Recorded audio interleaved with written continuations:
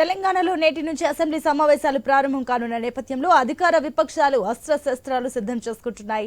ఈ సమావేశాల్లో చర్చించాల్సిన విషయాలపైన ఎర్రవెల్లిలో మాజీ సీఎం కేసీఆర్ బీఆర్ఎస్ ఎమ్మెల్యే ఎమ్మెల్సీలకు దిశానిర్దేశం చేశారు. ప్రభుత్వాన్ని ఇరుకున పెట్టే ప్రశ్నలు సంధించేలా బీఆర్ఎస్ వ్యూహ రచన ఉండనుంది. మరోవైపు కాంగ్రెస్ 6 గ్యారెంటీలపై నిలదీసేందుకు బీజేపీ రెడీగా ఉంది. విపక్షాల ప్రశ్నలకు సమాధానం ఇచ్చేలా పాలకపక్షం ప్రణాళికలు రచిస్తుంది. నేటి నుంచి అసెంబ్లీ సమావేశాలు ప్రారంభం కానున్న నేపథ్యంలో దీనికి సంబంధించి మరిన్ని డీటెయిల్స్ మా బ్యూరో చీఫ్ రాజు అందిస్తారు. రాజు, అటు అధికార విపక్షాలు అస్త్రశస్త్రాలు సిద్ధం చేసుకుంటున్నాయి, అటు అధికార పార్టీని ఇరుకున పెట్టే యోచనలో ఉన్నాయి. సో దీనికి సంబంధించిన డీటెయిల్స్ ఏంటి రాజు? కాసేపట్లో తెలంగాణ అసెంబ్లీ సమావేశాలు ప్రారంభం కాబోతా ఉన్నాయి. ఈ సమావేశాలకు సంబంధించిన దాంట్లో ఇప్పటికే కాంగ్రెస్ పార్టీ తన ఏడాది పరిపాలన ఉత్సవాలు మొదలు పెట్టింది. పరిపాలనకు సంబంధించినటువంటి తెలంగాణ తల్లి విగ్రహానికి సంబంధించినటువంటి ఆవిష్కరణ కార్యక్రమం కూడా ఈ రోజు సచివాలయంలో చేయబోతా ఉన్నారు. సో ఈ అసెంబ్లీ సమావేశాలు మొదటి రోజు ప్రారంభమైన తర్వాత మళ్ళీ బీఎస్సీ సమావేశం ఏర్పాటు చేసుకుని ఆ తర్వాత ఎన్ని రోజులు అసెంబ్లీ సమావేశాలు నిర్వహించాలి, ఏ అంశాలని ఎజెండాగా తీసుకోవాలి అనేది బీఎస్సీ సమావేశంలో ఖరారు చేస్తారు. అయితే ఇదే తరహాలో అటు ప్రధాన ప్రతిపక్షంగా ఉన్నటువంటి భారత రాష్ట్రంకి కూడా ఒక వ్యూహాత్మకమైనటువంటి విధానాన్ని అవలంబించాలి, ప్రజల్లోకి వెళ్ళాలి అంటే అసెంబ్లీ వేదికను ఉపయోగించుకోవాలని చెప్పేసి ఇప్పటికే నిర్ణయం తీసుకుంది. అందులో భాగంగానే రాష్ట్రంలో నెలకొన్నటువంటి సమస్యలు ఏవైతే ఉన్నాయో ఆ సమస్యలన్నిటినీ కూడా ప్రస్తావించాలి. ప్రధానంగా ఇప్పుడు జరుగుతున్నటువంటి హైడ్రా కావచ్చు, హైడ్రా విధానం ద్వారా నష్టపోయినటువంటి బాధితులు, అదేవిధంగా లగిచర్ల ఫార్మసీకి సంబంధించినటువంటి భూసేకరణ అంశాలు, అదేవిధంగా మూసీ పునరుజ్జీవనం పేరుతో రాష్ట్ర ప్రభుత్వం చేయబోతున్నటువంటి కార్యక్రమాలు, ఇవన్నీ కూడా వైఫల్యాలన్నీ కూడా ఎండగట్టాలని చెప్పేసి, అదేవిధంగా ఏడాది కాలంగా ప్రధాన ప్రతిపక్షంగా అధికార పార్టీకి సమయం ఇచ్చినటువంటి హామీలు ఏది కూడా పూర్తి స్థాయిలో అమలు చేయలేకపోయింది. కాబట్టి ఆ అమలు ఇచ్చినటువంటి హామీలు ఏవైతే ఉన్నాయో హామీలన్నింటిని కూడా నిలదీయాలి.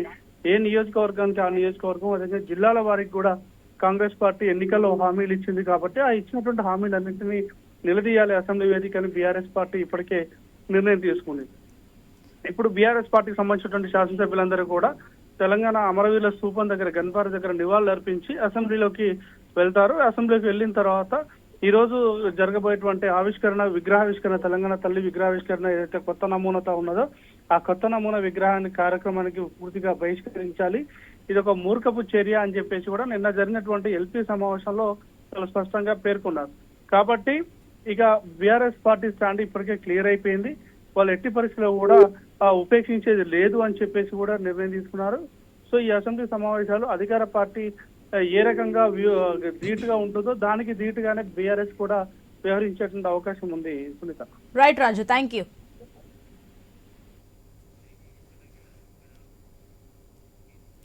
ఇక తెలంగాణలో నేటి నుంచి అసెంబ్లీ సమావేశాలు ప్రారంభం కానున్న నేపథ్యంలో మరిన్ని డీటెయిల్స్ మా కరెస్పాండెంట్ రవిచంద్ర అందిస్తారు.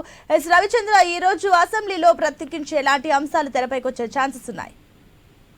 అయితే సునీత, ఈసారి అసెంబ్లీ వాడి వేడిగా చర్చ కొనసాగే అవకాశాలు ఉన్నాయి. ఇప్పటికే నేతలు ఎమ్మెల్యేలు చేరుకుంటున్నారు, ఎమ్మెల్సీలు చేరుకుంటున్నారు. కాంగ్రెస్ సంబంధించి, బీఆర్ఎస్ సంబంధించి, బీజేపీ సంబంధించిన ఎమ్మెల్యేలు ఇప్పటికే చేరుకున్నారు. అయితే కాంగ్రెస్ నేతలు కాంగ్రెస్ ఎమ్మెల్యేలు కొంతమంది వస్తున్నారు, ఇంకా వచ్చేట్లకు అవకాశం ఉంది. ఎందుకంటే అందుబాటులో ప్రోగ్రామ్ ఉంది కాబట్టి లేట్ అయ్యేట్లకు అవకాశం ఉంది.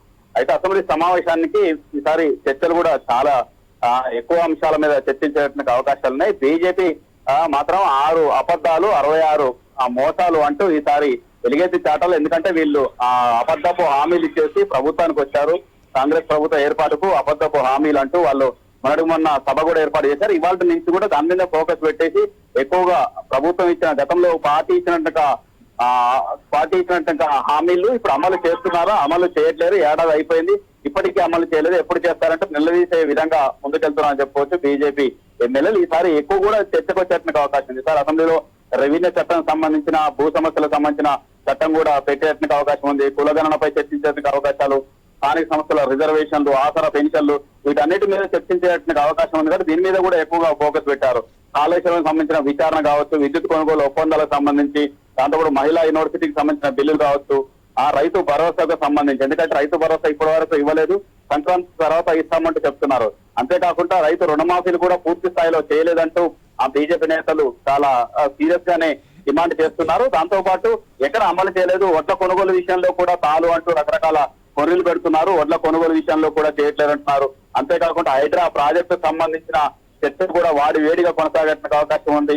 మూసి ప్రక్షాళనకు సంబంధించి గురుకులాల్లో ఫుడ్ పాయిజన్ అయింది, చాలా మంది కొంతమంది పిల్లలు చనిపోయారు, మాకు చాలా మంది అస్వస్థతకు గురయ్యారు. దాని మీద కూడా ఫోకస్ పెట్టడానికి అవకాశాలు ఉన్నాయి. అంతేకాకుండా అప్పుల విషయంలో కావచ్చు, గత ప్రభుత్వం చేసినట్టు అప్పులు కావచ్చు, ఈ ప్రభుత్వం చేస్తున్నట్టు అప్పులు కావచ్చు, దీని మీద కూడా పెద్ద ఎత్తున చర్చ జరిగేటువంటి అవకాశాలు ఉంది. అది అంతేకాకుండా అటు ప్రభుత్వం నుంచి, ఇటు టీఆర్ఎస్ నుంచి, అటు బీజేపీ నుంచి కూడా జిఎస్డిపిలో దేశంలోనే తెలంగాణ నెంబర్ 1 వచ్చినట్టు ప్రభుత్వం గొప్పగా చెప్పేటువంటి అవకాశం ఉంది. దాన్ని అడ్డుకునేటువంటి ఆస్కారం కూడా ఇటు బీఆర్ఎస్ నేతలు, బీజేపీ నేతలు చేసేట్టుగా, ఎమ్మెల్యేలు చేసేట్టుగా అవకాశం ఉందని చెప్పుకోవచ్చు. అంతేకాకుండా ముఖ్యంగా ఈ మధ్య బాగా హాట్ టాపిక్ ఏంటంటే తెలంగాణలో తెలంగాణ తల్లికి సంబంధించిన అంశాన్ని కూడా చర్చించేందుకు అవకాశాలు కూడా ఎక్కువగా ఉన్నాయి. తెలంగాణ తల్లి ఈ విధంగా మార్చడం కూడా, అంటే తెలంగాణ తల్లి విగ్రహ మార్పులు చేయటం, అంతేకాకుండా లోగోలో మార్పులు చేస్తామని, ఇవన్నీ రకరకాల ఈసారి మాత్రం చాలా అంశాలు ఉన్నాయి. ఈసారి జరిగే చర్చల్లో ఇప్పటికే బీజేపీ నేతలు వెళ్తున్నారు, బీజేపీ ఎమ్మెల్యేలు కూడా వెళ్తున్నారు, లోపలికి వెళ్తున్నారు. మరొక అంశం ఏంటంటే సునీత ఇక్కడ అసెంబ్లీ ముందు ఉన్న అమరవీరుల స్తూపానికి కనీసం బంతిపూలు కూడా ఏర్పాటు చేయలేదన్నట్టుగా విమర్శ కూడా ఉందని చెప్పుకోవచ్చు. ఎందుకంటే ఇక్కడ అన్ని ముస్తాబు చేశారు కానీ అమరవీరుల స్తూపాన్ని ముస్తాబు చేయలేదు. డిసెంబర్ 9 ప్రకటన వచ్చినటువంటి సందర్భంగా అమరవీరులతో త్యాగాలతో వచ్చినట్టుగా తెలంగాణకు అలాంటి ఏర్పాట్లు చేయలేదు, ఇక్కడ ముస్తాబు చేయనట్టుగా ఆ విధంగా కూడా కనిపిస్తుందని చెప్పుకోవచ్చు. దీని మీద కూడా పెద్ద విరిచేటువంటి అవకాశాలు ప్రతిపక్షాల నుంచి వచ్చేటువంటి అవకాశాలు కూడా కనిపిస్తున్నాయి. Sunitha. Right Ravichandra, thank you.